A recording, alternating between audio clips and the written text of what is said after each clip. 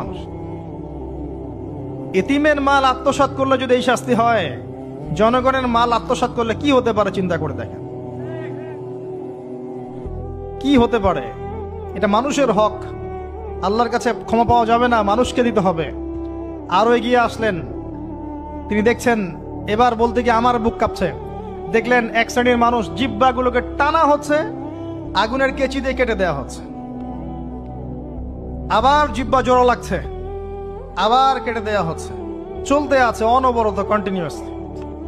আল্লাহর কাছে কায়মনো বাক্যে দোয়া করি, এ সময় দোয়া কবুল হয়। আল্লাহ পাক যেন দোয়া আমাদের কবুল করেন, আল্লাহ পাক যেন আমাকে এবং আপনাদেরকে এদের অন্তর্ভুক্ত না করেন। জিজ্ঞেস করা হলো এরা কারা? নবী সাল্লাল্লাহু আলাইহি ওয়াসাল্লামকে বলা হচ্ছে এরা আপনার উম্মতের সেই সব ব্যক্তি যারা ছিল বক্তা, ওয়াইজ, যারা অনেক বক্তব্য করত, নিজে আমল করত না। আর এই মহামারী আমাদের মধ্যে ছড়িয়ে পড়েছে, কোনো সন্দেহ নাই। যদি না পড়তো তাহলে আমাদের কথায় মানুষের জীবন পরিবর্তিত হতো। খুব কম দেখা যায় যে আমাদের কথাগুলো আপনাদের কলবে তাসির হচ্ছে। তাসির তখন হবে যখন আমার মধ্যে আমলটা থাকবে।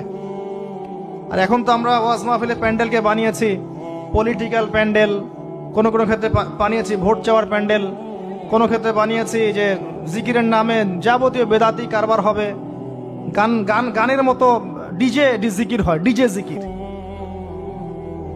মানে কি যে হয়, যে আসবে তারও কত কাহিনী, আবার বিগ বিগ বাজেট, এইসব না মিললে আবার বক্তব্য হবে না। তারপর দেখা যাবে 1 ঘন্টা কথার মধ্যে গাল গল্প কেচ্চা কাহিনী 50 মিনিট, আর বাকি 10 মিনিট একে অপরের সমালোচনা, কি শেষ, ওয়াজ মাহফিল মাশাআল্লাহ শেষ।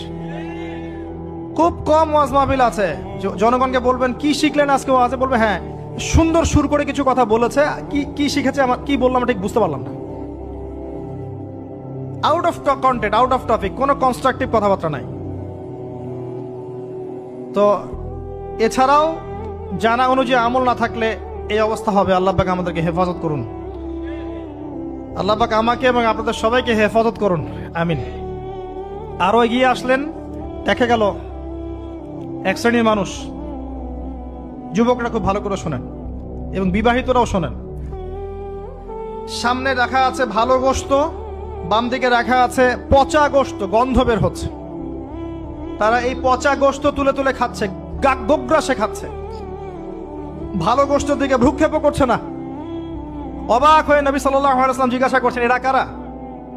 তাকে বলা হচ্ছে এরা আপনার উম্মতের সেই সব ব্যক্তি যাদের ঘরে পবিত্র স্বামী ছিল, বাইরে অন্য পরপুরুষের সাথে প্রেম